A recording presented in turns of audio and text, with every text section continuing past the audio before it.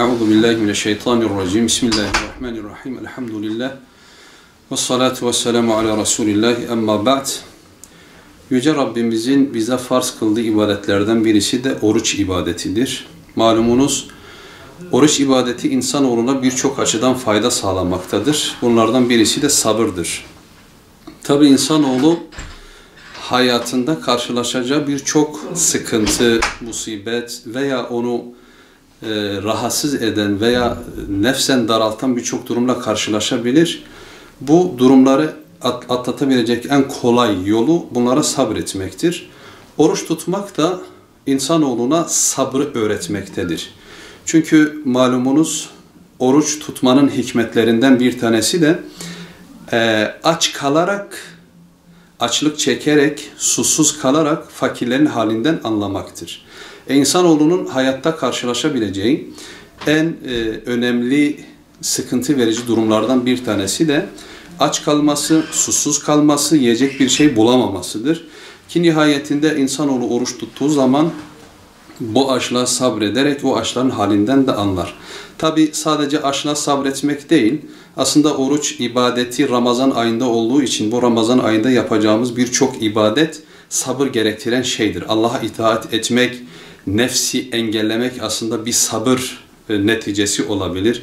Çünkü akşamında teravihtir, gündüzünde aç kalmaktır, Allah'a daha çok anmaktır, Kur'an ayı olduğu için Kur'an okumaya sabretmektir. Yani aslında sabretmek iki türlü. Bir, ibadet etmeye yönelik sabır ki biz bunu oruç ibadetiyle ve oruç ibadetine bağlı olarak Allah'a zikretmeye yönelik diğer ibadetlerle sağlarız bunu. Bir de sabretmenin diğer yönlerinden bir tanesi de yasak olan şeylerden alıkoymak.